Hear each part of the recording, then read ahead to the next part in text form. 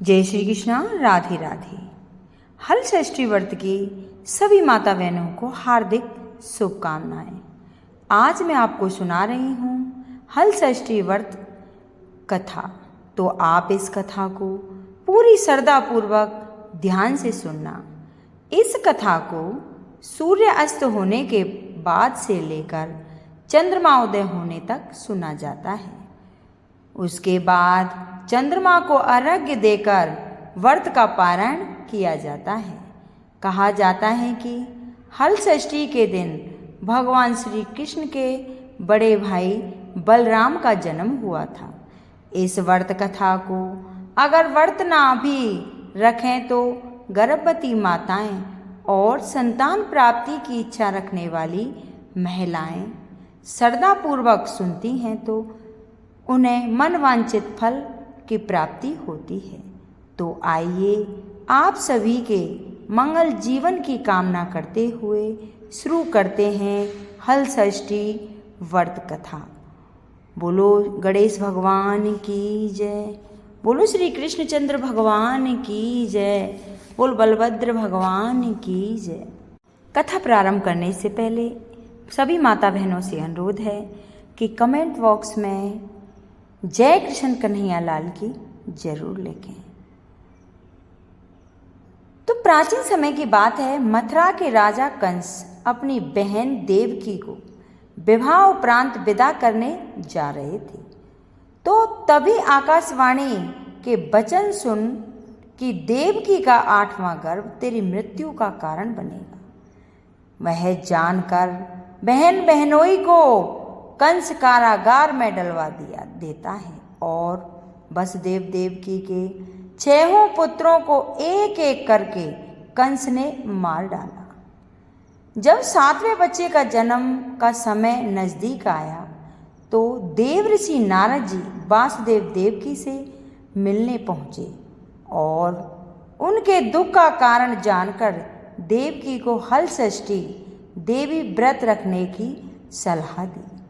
देवकी ने नारद जी से हल षष्ठी व्रत की महिमा व कथा पूछी तो नारद जी ने पुरातन कथा कहना प्रारंभ किया कि चंद्रव्रत नाम का एक राजा हुआ जिनको एक ही पुत्र था। राजा ने राहगीरों के लिए एक तालाब खुदवाया किंतु उसमें जल ना रहा। जल सूख गया। राहगीर उस रास्ते से गुजरते और सूखे तालाब को देखकर राजा को गालियां देते। इस खबर को सुनकर राजा दुखित हुआ कि मैंने तालाब खुदवाया, मेरा धन व धर्म दोनों ही व्यर्थ गए। उसी रोज रात राजा को स्वप्न में वरुण देव ने दर्शन देकर कहा कि यदि तुम अपने पुत्र की बलि तालाब में दोगे तो जल भर जाएगा। सुबह राजा ने स्वप्न में कही बात दरबार में सुनाई और कहा कि मेरा धन व धर्म भले ही व्यर्थ हो जाए पर मैं अपने पुत्र की बलि नहीं दूंगा। यह बात लोगों से होती हुई राजकुमार तक पहुंच गई। वह सोचने लगा कि यदि मेरी बलि से तालाब में पानी आ जाए तो लोगों का भला होगा। यह सोचकर राजकुमार अपनी बलि देने वाले तालाब पर बैठ गया। अब वह तालाब पानी से लबालब भर गया। जब जल के जीव जंतुओं से तालाब परिपूर्ण हो गए। इकलौते पुत्र के बलि हो जाने से राजा दुखी होकर वन को चला गया। वहां 5 स्त्रियां व्रत कर रही थीं, जिसे देखकर राजा ने उनसे पूछा कि कौन सा व्रत और क्यों कर रही हो। तो राजा के पूछने पर स्त्रियों ने हल षष्ठी व्रत की संपूर्ण विधि विधान कह बताया। उसे सुनकर राजा वापस नगर को गया और अपनी रानी के साथ उस व्रत को किया।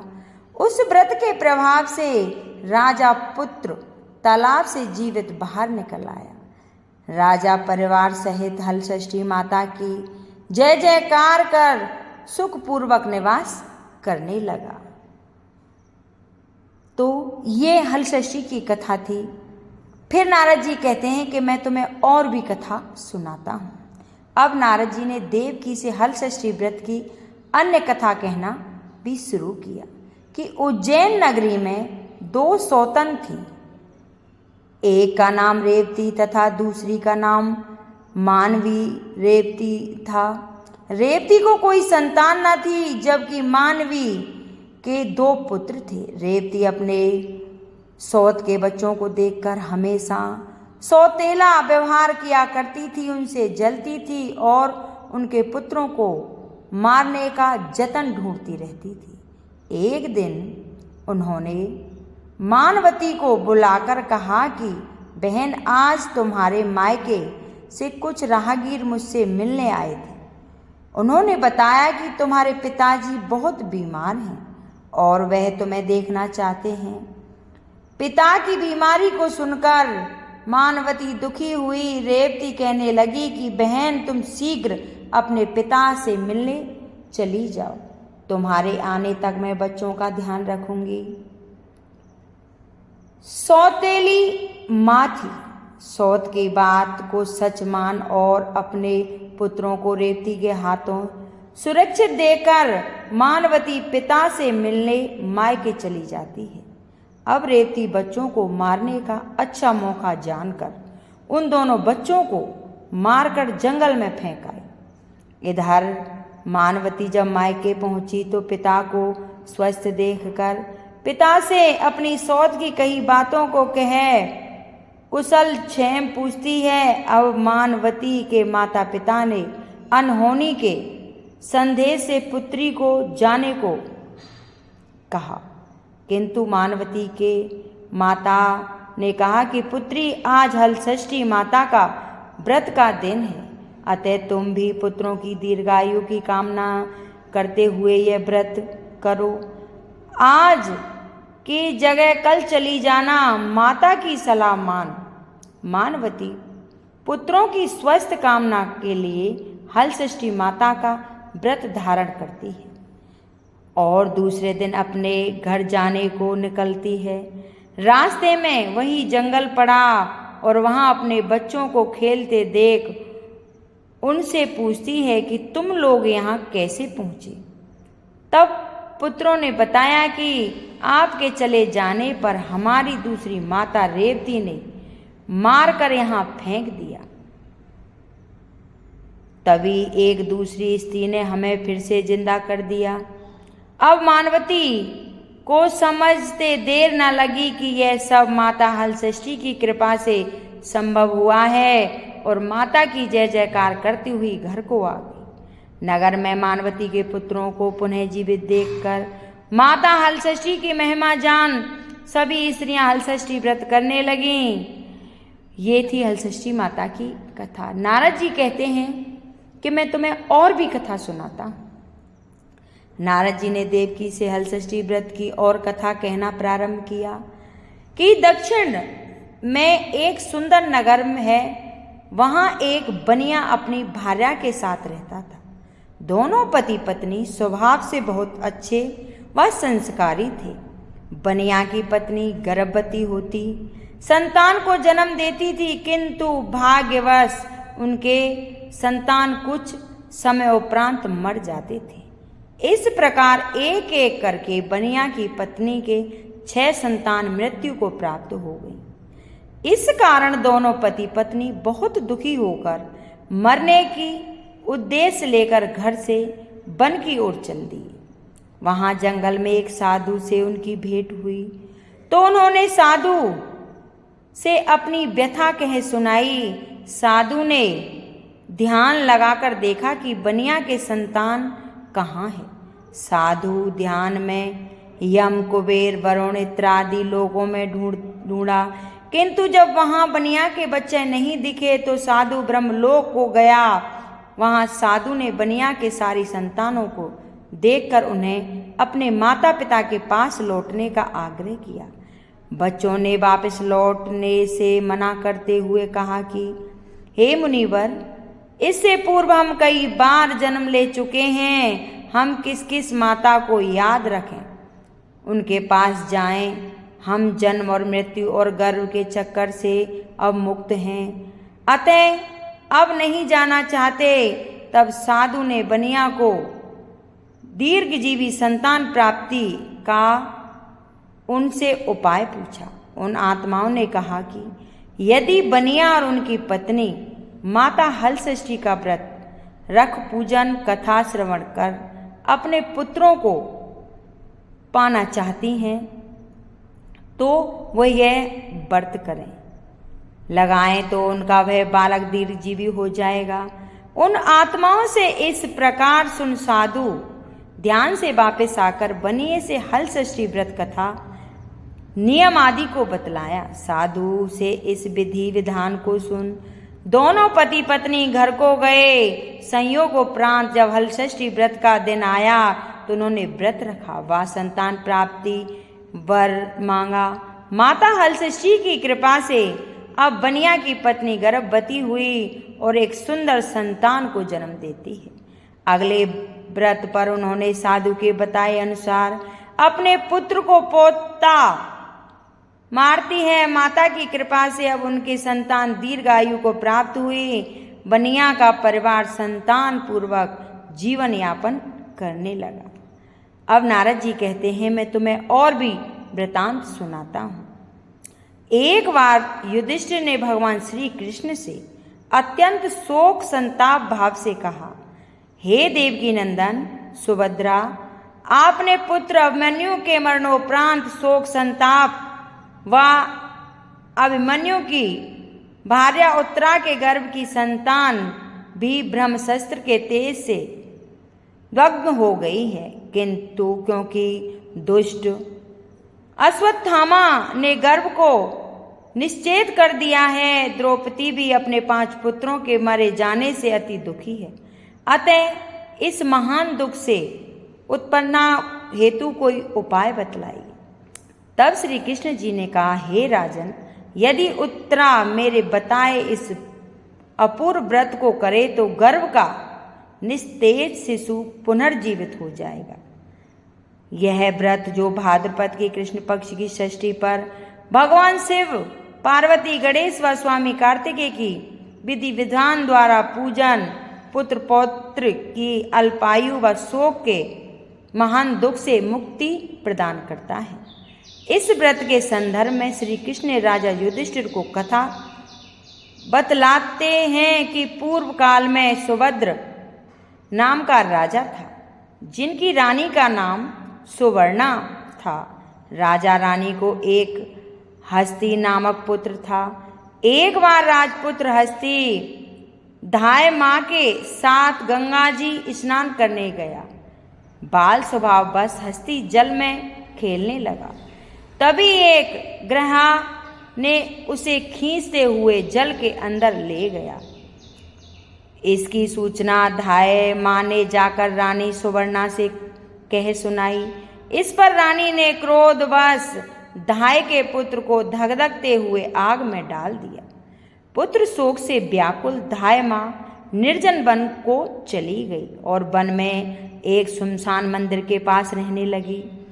वन में सूखा तृण धान्य महुआ आदि जो मिलता खाती और मंदिर में विराजित शिव पार्वती गणेश की पूजन कर दिन व्यतीत करने लगी। इधर नगर में एक अद्भुत घटना घटित होती है कि धाय माँ का पुत्र आग की भट्टी से जीवित निकल आया और खेलने लगा। यह खबर पूरे नगर में फैलते हुए राजा रानी के पास पहुंचती है तो उन्होंने इस घटना के विषय में पुरोहित से पूछा। तभी सौभाग्य से वहां दुर्वासा ऋषि पहुंचे। राजा रानी ने ऋषि का पूजन कर धाय पुत्र के जीवित हो जाने का कारण पूछा तो दुर्वासा जी ने कहा कि राजन, आपके डर से धाय जंगल में एकांत होकर व्रत की कर रही है। यह सब उसी व्रत का प्रभाव है। अब राजा रानी सभी नगरवासियों के साथ दुर्वासा जी की अगुवाई में उस जंगल में धाय के पास उस व्रत के विषय में अधिक जानकारी पूछते हैं।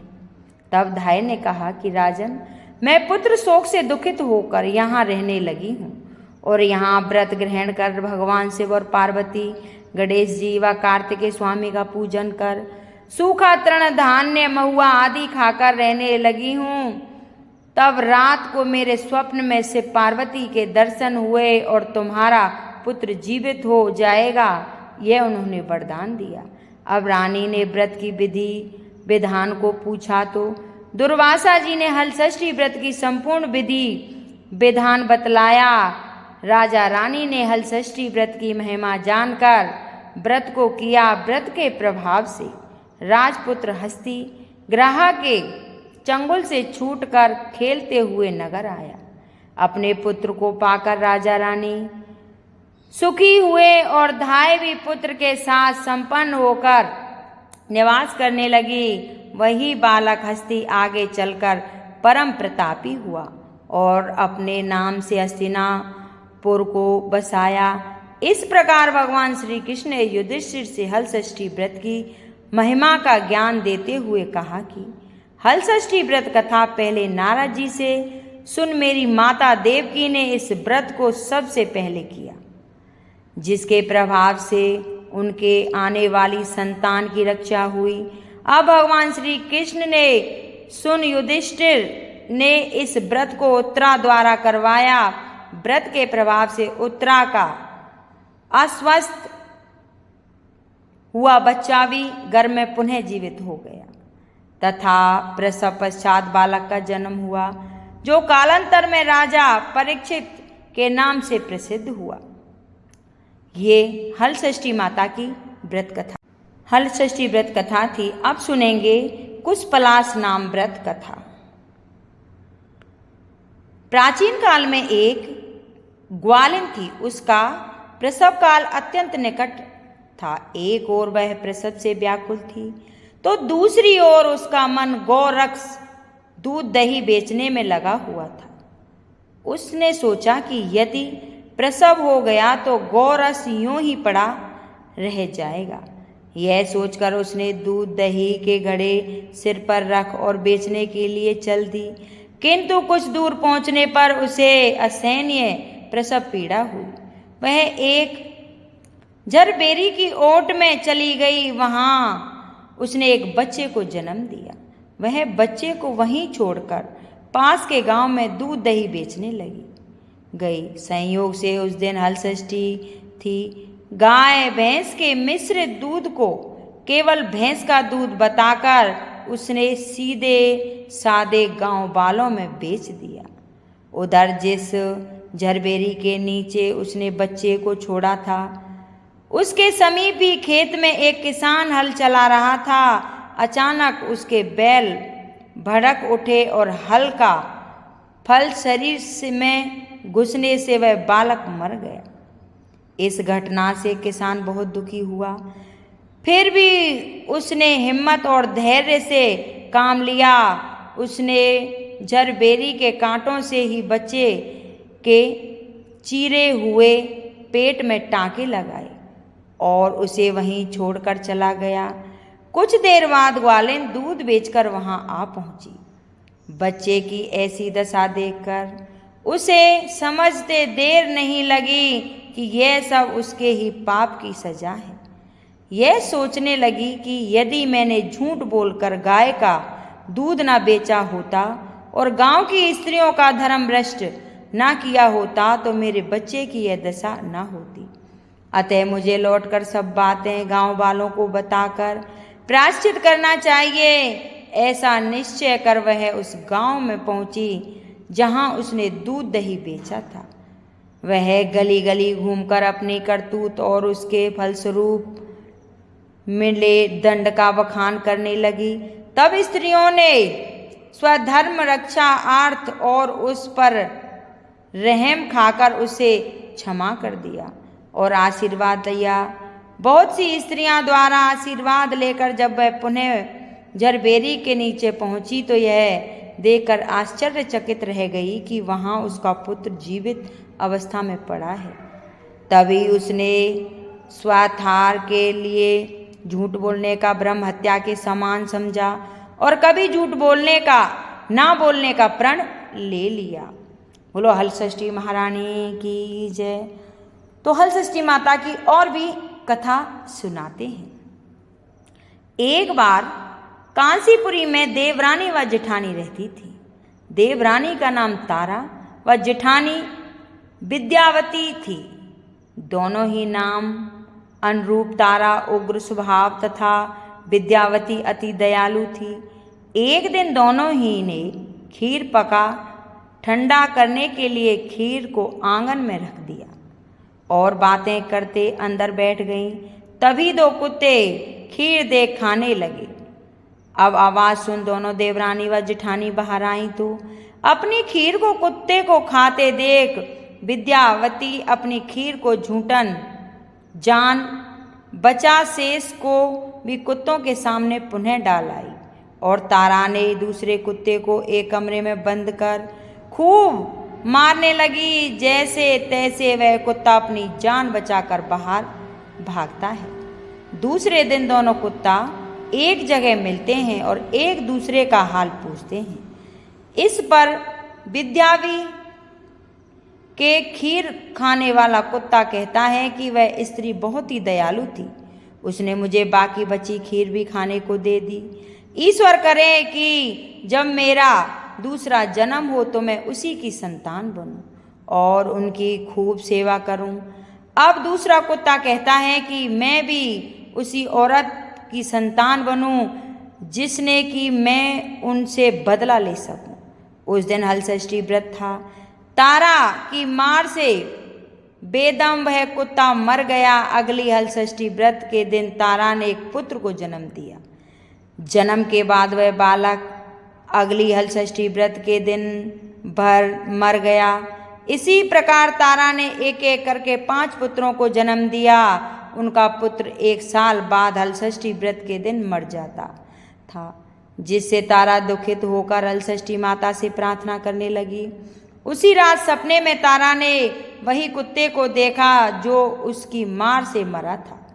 कुत्ता ने सपने में तारा से कहा कि मैं तुमसे बदला लेने के उद्देश्य से तुम्हारा पुत्र बनकर आता हूँ और मरकर पुनः जाता हूँ। जब तारा ने अपने अपराधों के लिए क्षमा मांगी तो उस कुत्ते ने कहा कि तुम हलषष्ठी व्रत करो जिससे तुम्हें दीर्घजीवी पुत्र की प्राप्ति होगी। सपने में कही विधि अनुसार तारा ने अगली बार हलषष्ठी व्रत को किया और माता से आशीर्वाद मांगा। हलषष्ठी माता की कृपा से तारा ने दीर्घजीवी संतान को जन्म दिया और प्रसन्नतापूर्वक जीवन यापन करने लगी। इधर विद्यावती ने भी हलषष्ठी व्रत कर माता की कृपा से एक सुंदर सुशील पुत्र को जन्म दिया और सुखपूर्वक निवास करने लगी। तो ये थी हलषष्ठी माता की व्रत कथा। अगर ये मेरी कथा किसी को पसंद आई हो तो इसे लाइक करना, शेयर करना, सब्सक्राइब करना और कमेंट बॉक्स में हलषष्ठी माता की जय जरूर लिखना। बोलो हलषष्ठी माता की जय।